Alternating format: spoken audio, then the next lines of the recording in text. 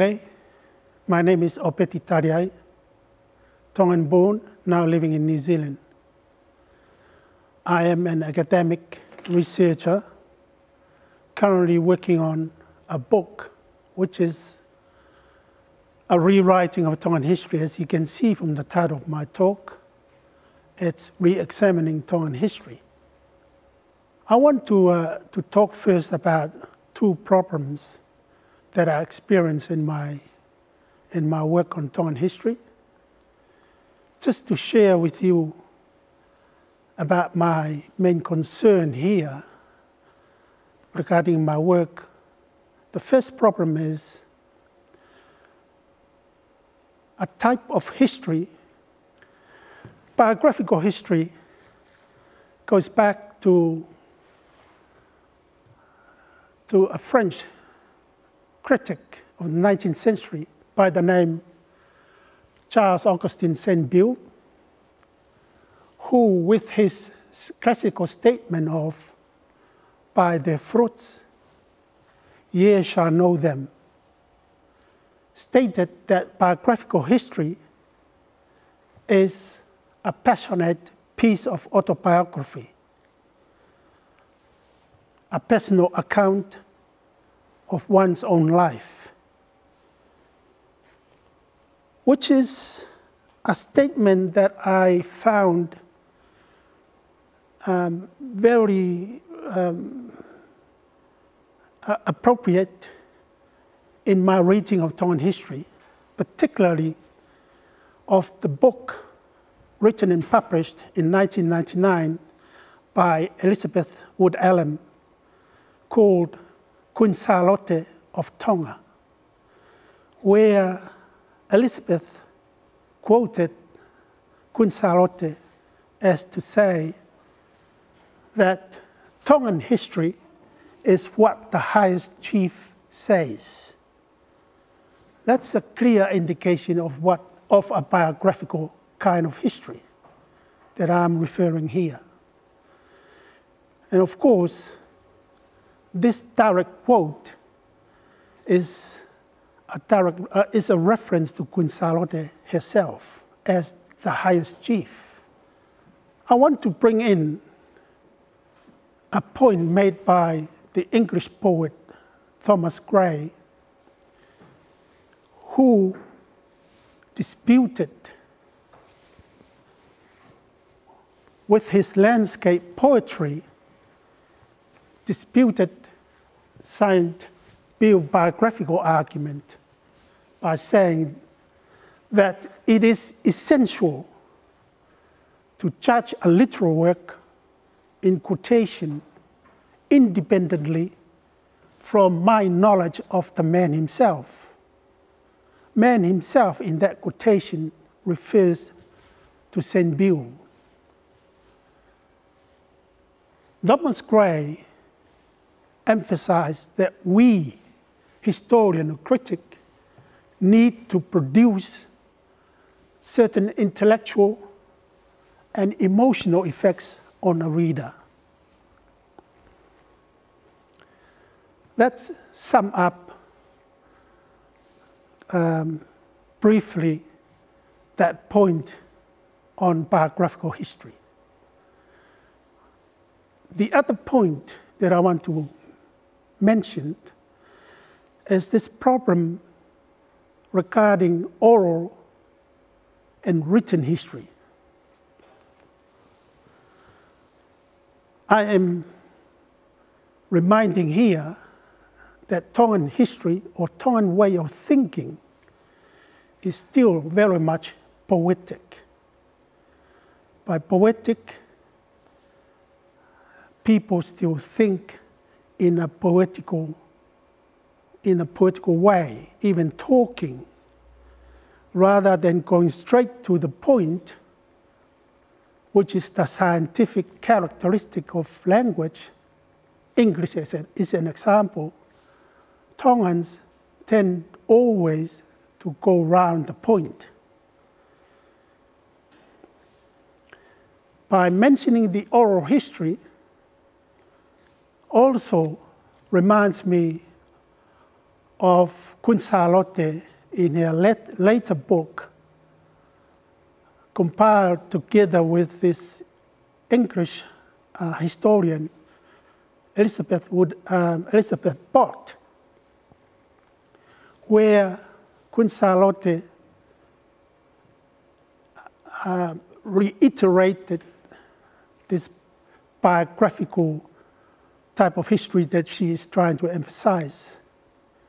In that book of Queen Charlotte with Elizabeth Bott, she starts the book with a genealogy of herself and her family in Tonga. And goes on to say that with that genealogy, Tongan history starts from there. So she's referring here, this genealogy refers to Tuitonga Urakimata.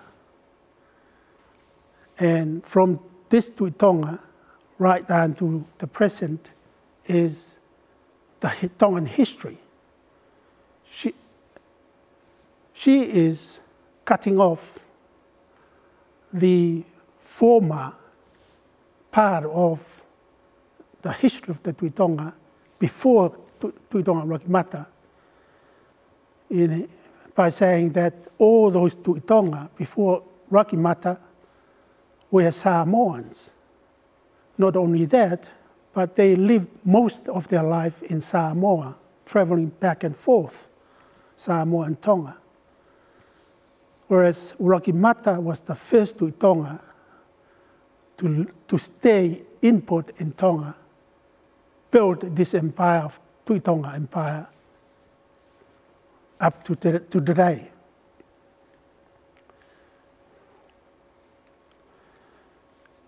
I'll come back to that point later on in my talk, but I want to touch on two oral traditions to illustrate my argument how important is oral history when we come to talk about Tongan history.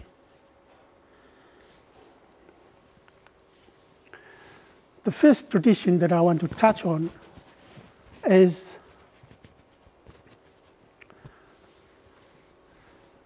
the beginning of Tonga, or Tala Tupuanga of Tonga.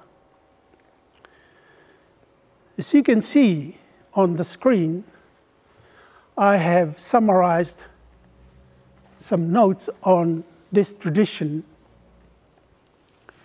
that Tala Kamataanga o Tonga is a story about Tangaloa.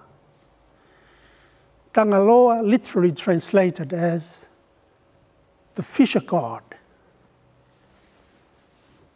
And he was the first to make or to build a Tonga, a system in Tonga. And Tonga became a subsidiary dominion of the Tuimanua, Samoa Atoa sovereignty. Now, I want to add on this information about Samoa Atoa, or the Tuimanua for that. We are going back to Samoa, to the eastern part of Samoa. There is a group of islands there, 3 main islands, and that whole group of islands is called Manua. And Tangaloa started the Samoa Atoa in Manua. Samoa Atoa literally translated as all Samoa. And they were consisted of 6 main islands: Tonga, Fiji, Samoa, Tahiti, Rarotonga, and Oahu in Hawaii. Those are the islands that made up all Samoa They're all Samoa Islands. And you can see that Samoa Atoa, I interpreted it as the islands that gave the Tuimanua the umiti, sacrifice of seafood. Tangaloa is the family name of the Tuimanua. And in the story of beginning, it begins with an impregnation of an eel, in Tongan, Tauia or Futuna. It set up the story with a fish eel that was impregnated, and she later gave birth to 4 sets of mixed twins. Mixed twins, the male, female, the 4 pairs. And in turn, these 4 pairs entered into a relationship, incestuous relationship, where they produced the Tangaloa family, one of them. Now, the important point that I want to touch about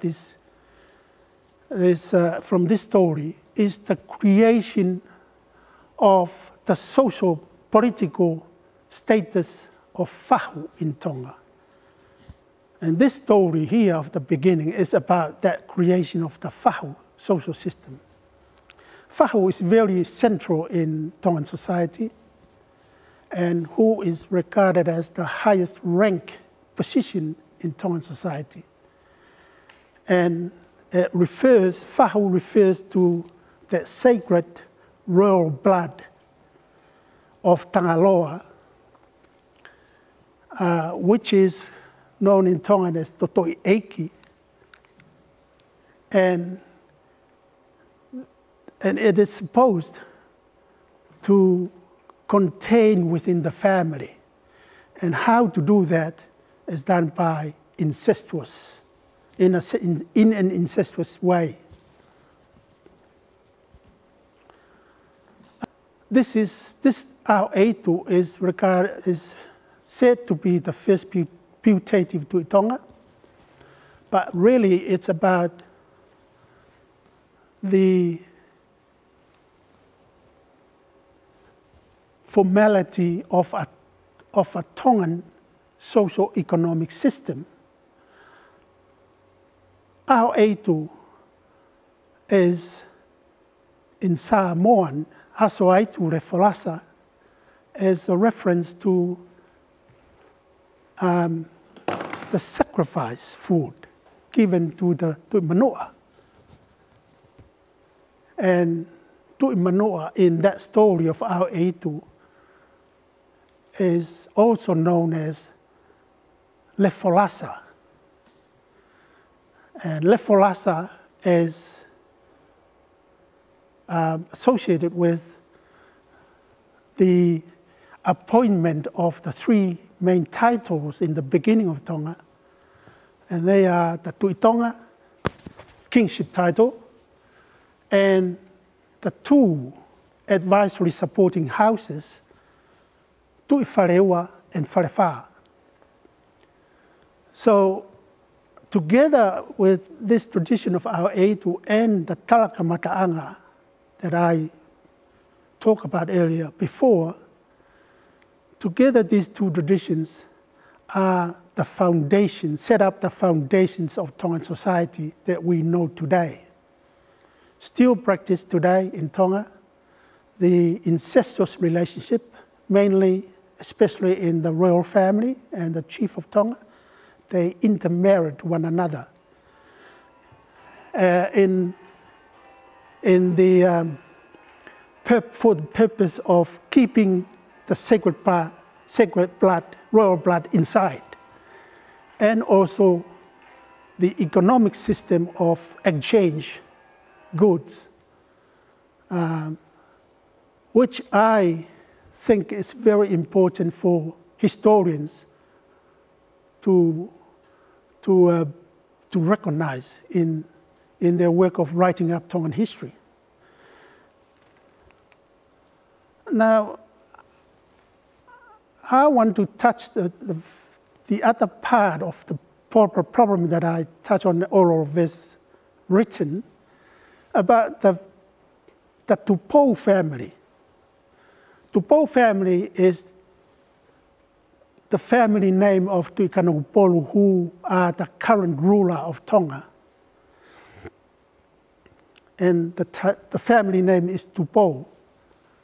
Now, the significance of the Dupo family in Tonga is the beginning of writing the history of Tonga.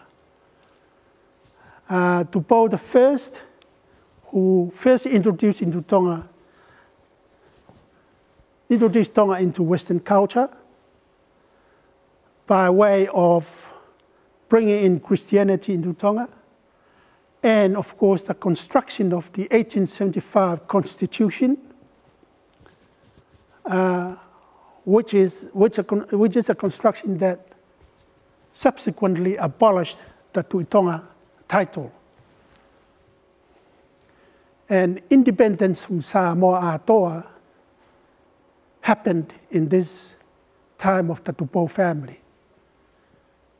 I've touched a lot about Gonzalo earlier on in my talk, the importance of criticism in writing history.